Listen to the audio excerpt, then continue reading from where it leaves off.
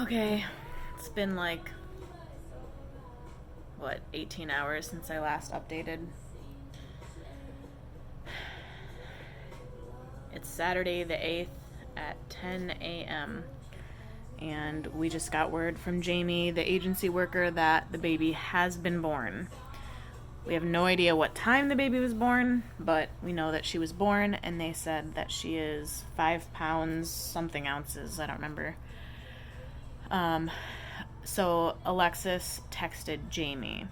We have not heard anything directly from Alexis, which is fine. Jamie heard from her that the baby was born and that she's in a lot of pain.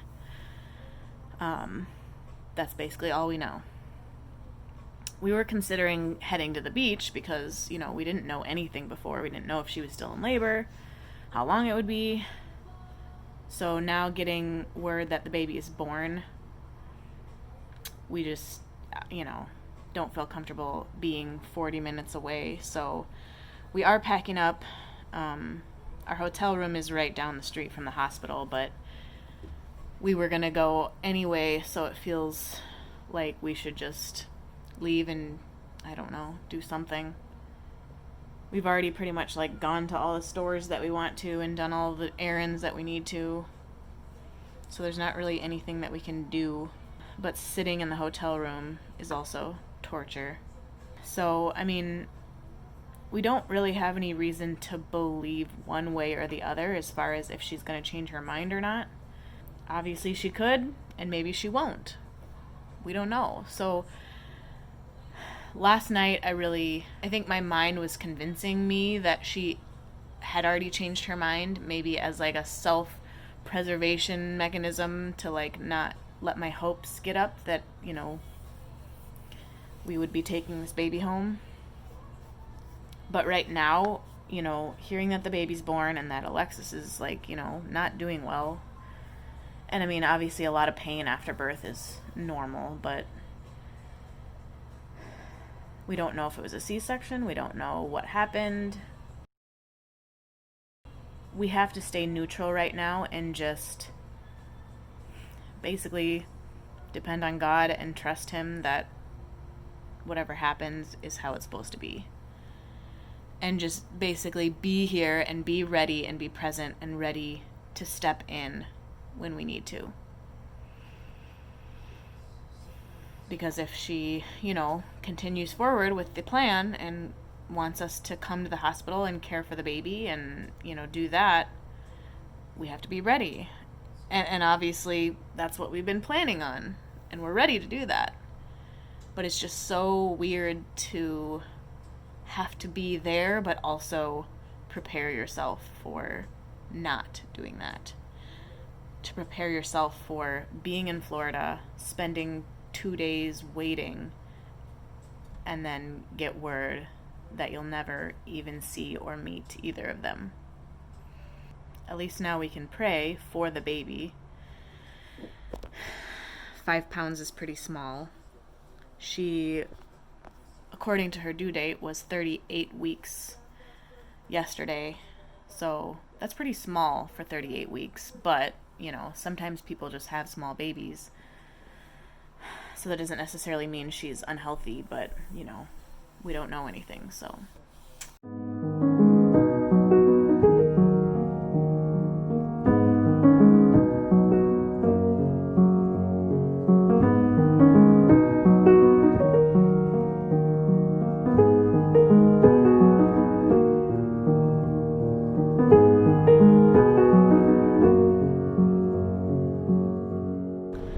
It is 1:19 p.m.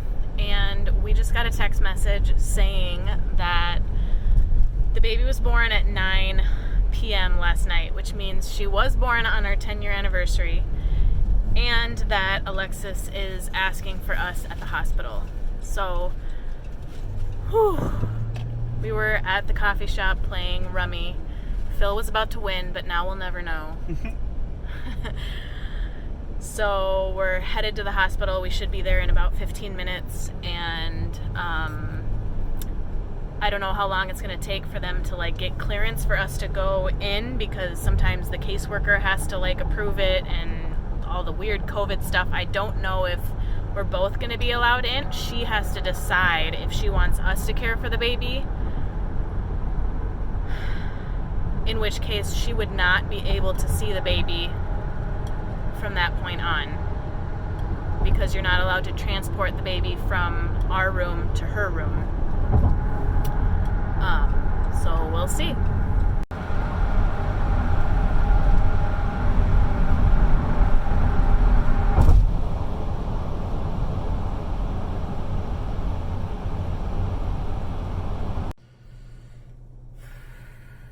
I've never sighed so much in my whole life. Probably every 5 minutes, I just have a thought that brings me to a place of just being completely done.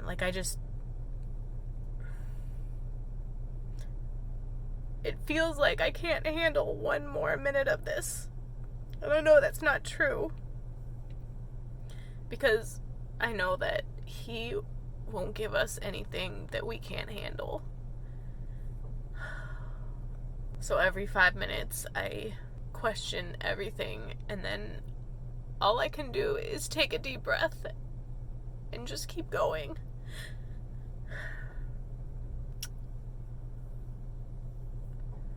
Obviously, the hardest part about this is just not knowing.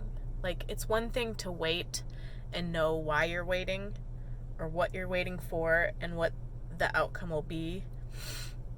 But to wait and not know anything and not have any idea how this is all going to end up is just, it's grueling.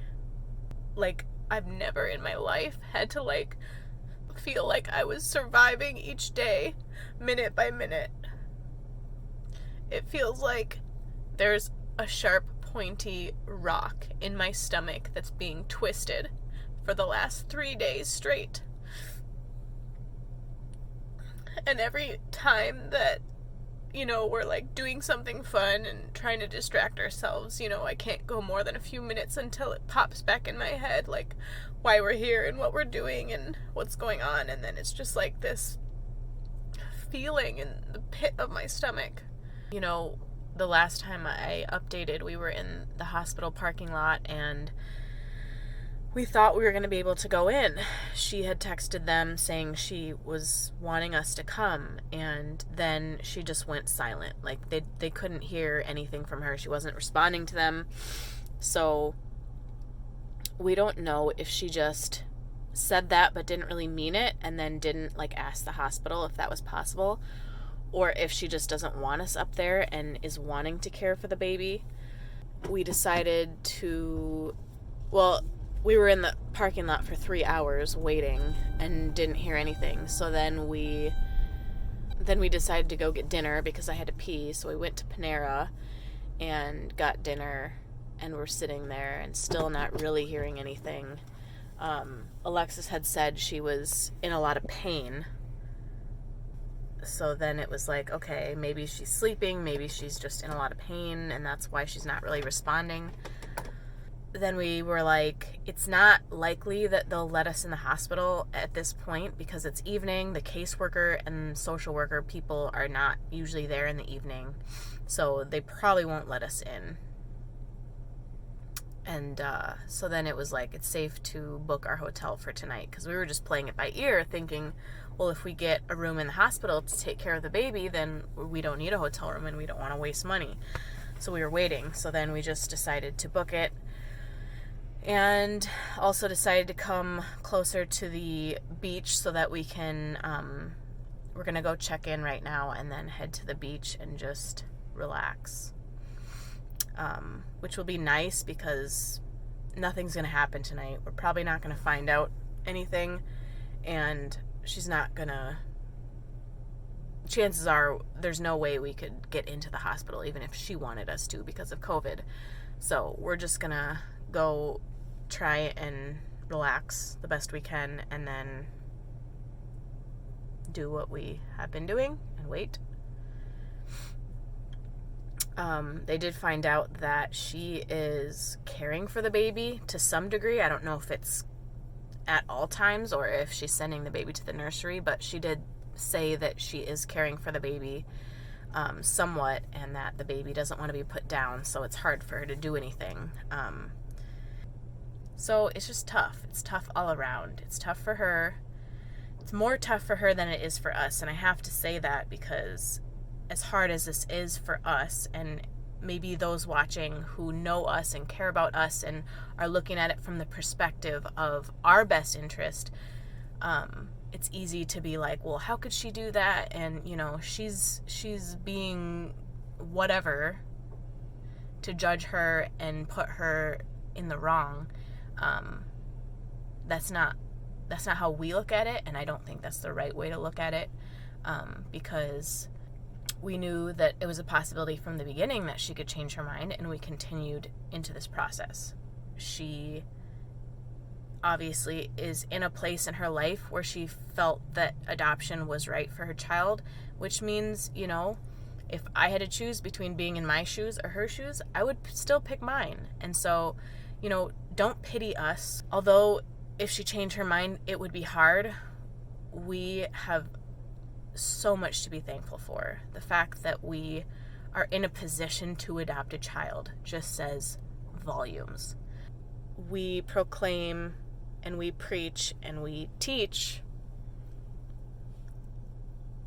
sacrificing your own will and your own desires and submitting your life to Christ. That is what we live by as Christians. Any Christian, that's what they're admitting if they say they're a Christian. And it's moments like these where you really get to see your own true colors. Like, is that truly how I live? Like, am I willing to go through an adoption and you know, like, submit to God and just say, you know what, God, whatever your will is, I will just obey you. And if it's not what I thought was going to happen, that's okay. We're just going to love people and glorify you through the process, no matter what it is. And it's easy to say when you're not in the midst of this much stress and anxiety. It feels good to say it when you're on a pulpit preaching to people. Like, yes, die to yourself and sacrifice for God. And you know, our purpose here is to serve Him. But then when it comes to these situations where if we truly believe that, then it doesn't matter what Alexis decides, because maybe our whole purpose in being called to adopt was simply to support her through her pregnancy and in this time, and make her feel loved and show her Christ's love through us. And maybe that will bring her closer to God. And if that's it, then we have to be okay with that. You know, it's like I can think that in my head and know that that's the right response and that's the right way to think about it, but for my heart to feel it as well might take a while, and that's okay. Like, we can admit that we're struggling and that we're angry and that we're frustrated, and God's okay with that. It's okay if being put in a fire brings things to the surface, ugly parts about ourselves. Like, feeling angry towards Alexis is not the right response. And if we feel that anger, you know, it's like the stress of this and the fire that we're going through is bringing those things to the surface, and then we deal with them and we handle them. We pray about it, we talk to other people about it, and we go, I'm feeling angry. But that's how God refines us, through suffering. And we can choose to either just let that filth sit there, or we can let the fire bring it to the surface and then remove all the dirt that was brought to the surface from the fire, and then be more pure and refined.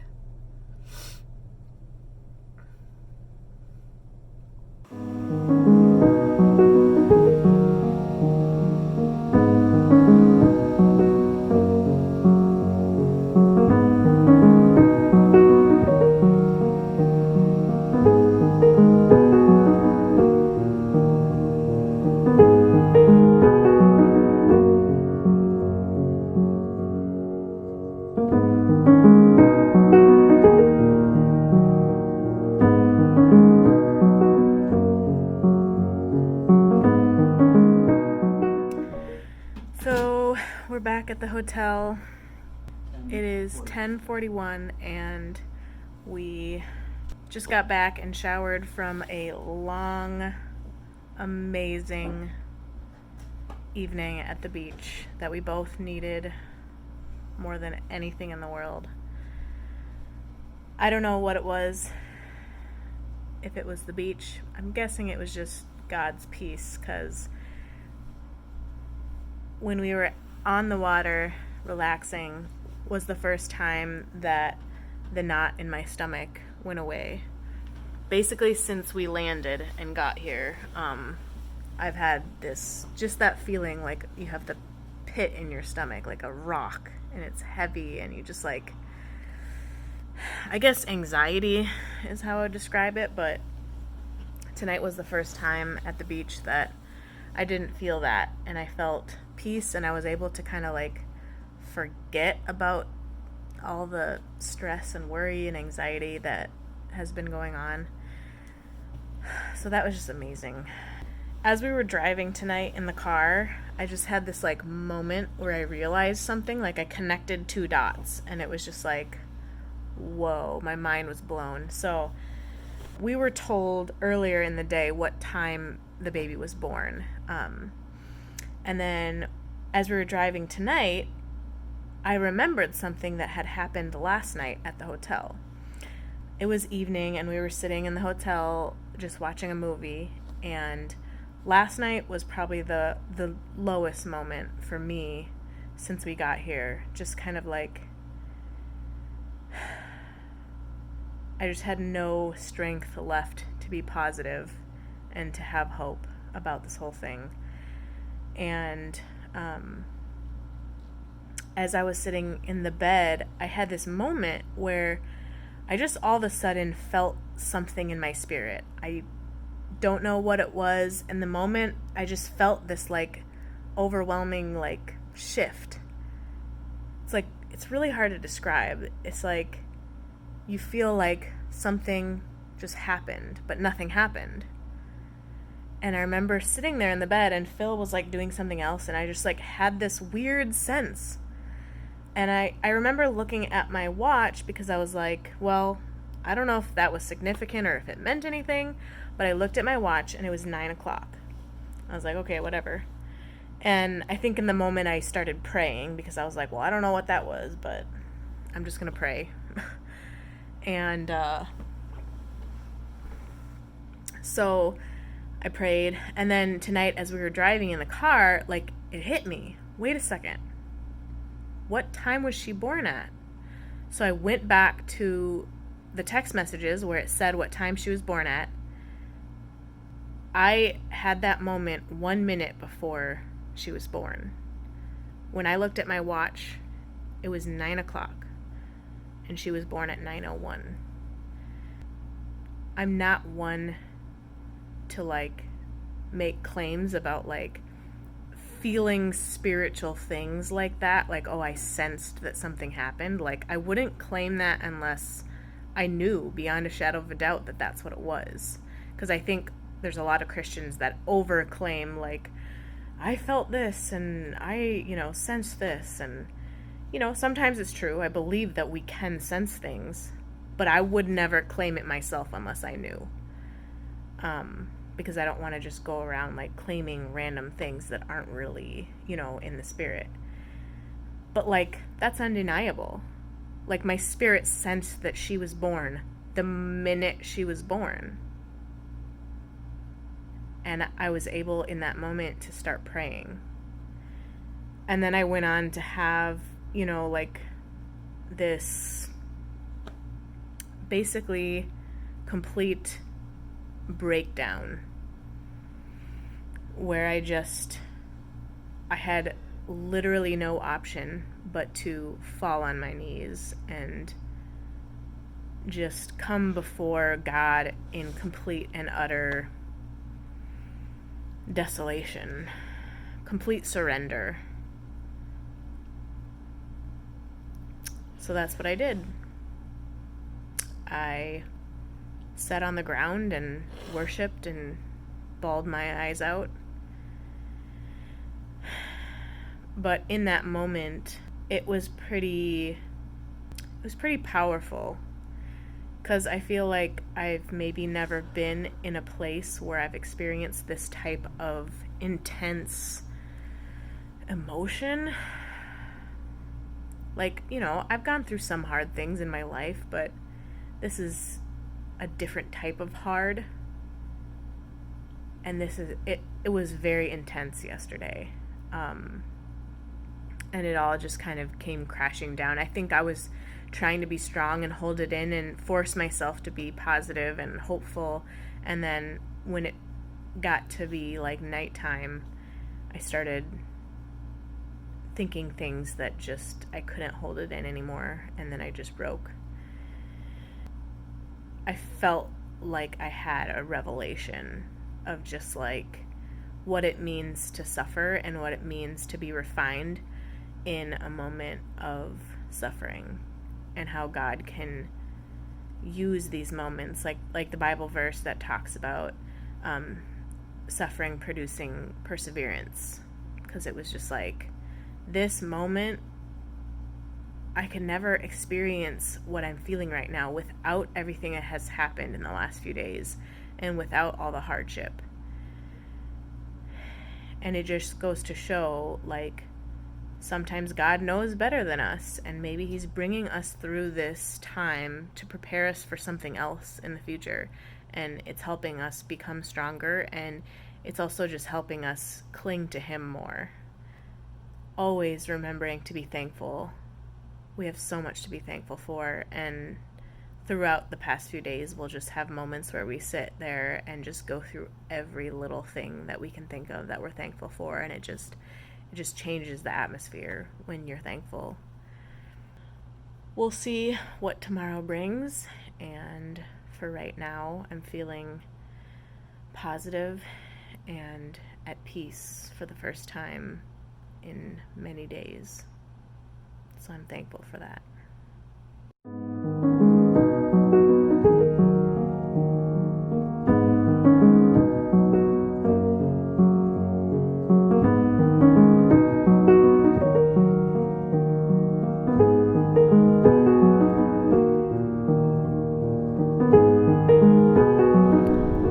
Might as well check in, do an update, even though there's nothing to update on. Haven't heard anything, so we're heading to the nearest aquarium. Surprise, surprise. When she's discharged, she has to sign her papers, and so that requires a certain group of people to do that. Basically, you have to have the agency workers there, and then a court reporter, and I think maybe the caseworker from the hospital. And so obviously it's Sunday, so maybe a lot of those people aren't working right now, and then Monday morning everyone would be ready to go. So we're just gonna do our thing, and then if they need us, we'll obviously head right there. I think we're about 45 minutes away from the hospital, so it's not that far of a drive. And we kind of spent the last several days staying close just in case. And then, it's obviously, in hindsight, it's frustrating knowing that they never called us and needed us, so we could have been off seeing things and doing things. But anyway, with that knowledge, today we're going to just kind of do our own thing and be out further than we would have been previously. But there's been a lot of good moments of processing this morning, and just kind of feeling more at peace about everything, no matter what happens from here. And we're at a good place mentally right now. I'm sure there will be more ups and downs, but I think that we can safely say that we both feel God's hand in this no matter what happens, and we will trust whatever it is. It's going to be hard no matter what her choice is. It's going to be hard for everyone involved. There's different types of hard, and if she chooses us to parent her, or if she chooses to parent herself, it's hard all around. So we're just going to enjoy our day, and we'll update when we know anything. It's kind of crazy how fast things can change, emotions can change. So like I said, we decided to go to an aquarium, and we got in, and I had my baseball hat on because obviously it's very sunny, and most of the aquarium was actually outside. Most of it was in tents, but we knew we'd be outside periodically. So I put on my baseball hat, I had my sunglasses on, I had my mask on, and as we were sitting there, I just got a quick text from Jamie, the agency, saying that they were going to try and, meet with her this morning, have breakfast with her, and but that she wasn't replying to any of their text messages. And we had texted her this morning as well and have not heard anything. So, like my last update, we were all positive, and then we go to the aquarium and I get that text message from her, and I want to say that it was the combination of wearing a hat, having glasses on, and a mask on, but I started to feel very panicky, almost like I was about to have an anxiety attack. I felt like my chest was heavy and I couldn't breathe, and I felt just very panicked. I think it was a combination of everything. Obviously, I'm back to feeling like I have a knot in my stomach and just this uneasy, heavy feeling. So I tried to take my mask down when I could if I wasn't around people and see if that helped, and I was able to kind of get myself calmed down. And the aquarium was really cool, actually. We enjoyed it and got to pet a nurse shark, so that was cool. We still don't know anything, and we're actually headed to the hotel that we have booked for the next 4 nights, and that is a beachfront hotel, which we are very much looking forward to. Being right on the beach and having a view of the beach, and then just basically spending the next 4 days on the beach, which we will be doing no matter what happens today or tomorrow. If she decides to parent, then we're just going to enjoy the time and pretend like we're just on a anniversary trip.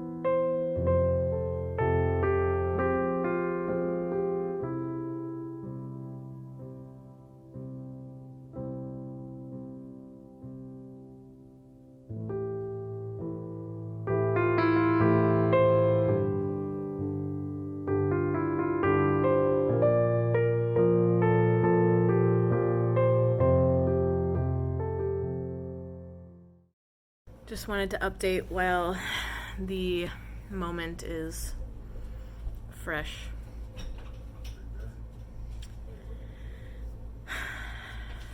Sunday, August 9th. We just got to our new hotel, which is incredible. Not that long ago, we got a message from Jamie at the agency basically saying we haven't heard anything from her all day. And, she's been doing this for a while, so she is making this assessment based on her experience. But she basically said, at this point, we're assuming that she has changed her mind and is not responding to any of us because,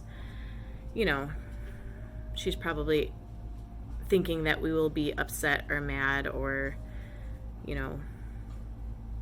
respond negatively. I think it's pretty common when moms change their mind that they just kind of go silent. We'll sometimes even just get discharged from the hospital and never say anything to any of us and then just kind of disappear. There's a lot of emotions, obviously. There's going to be a lot of processing over the next several days. and weeks, maybe months. But I will just be honest and say that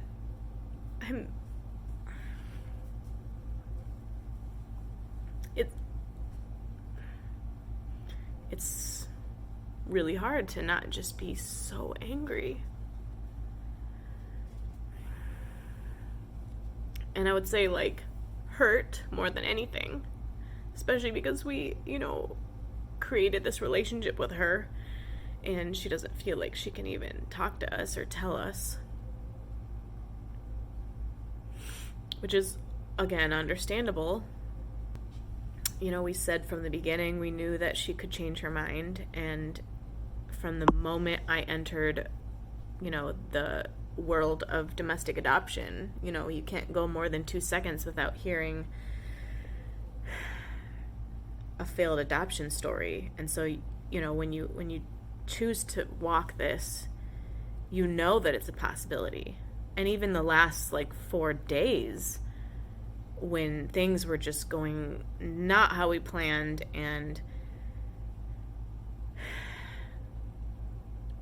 we tried to almost prepare ourselves for this because it was looking more and more like this might be how it would end. And so,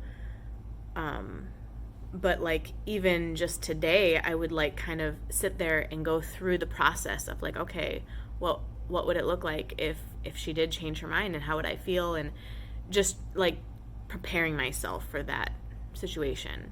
But even doing that, when you get the confirmation from the agency that she thinks that that's really what's going on, I mean, there's nothing that can prepare you for the emotions that you feel in that moment. Obviously, amidst the anger and the hurt, there is hope and there is peace. And we know that there is a plan that God has for us to come out of this and find joy. Along with hearing all of the failed adoption stories, you always hear the redemption that happens afterwards, and how the couples will then go on to, get matched again. And, I've heard of people experiencing several failed adoptions before they find the child that ends up being theirs. And I mean, it's tough because adoption is not something that you have to do. This means that we have lost a lot of funds, which, again, going into this, that if the adoption falls through and the mom changes her mind, you will lose a significant amount of money.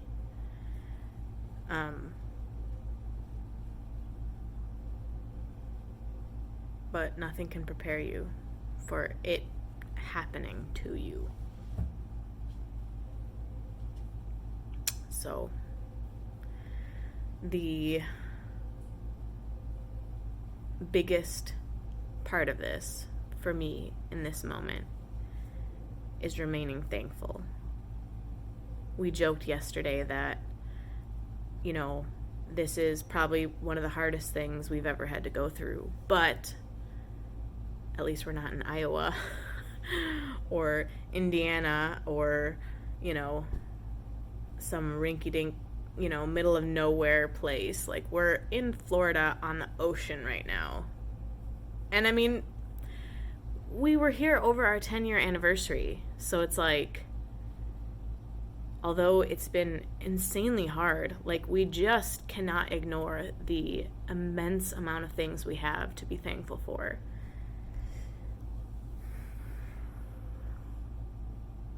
And so we sit in this moment of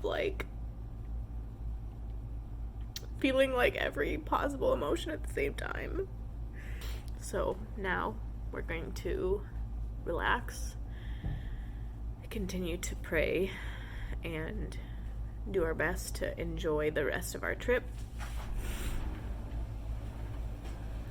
And take it day by day and see what God has for us next.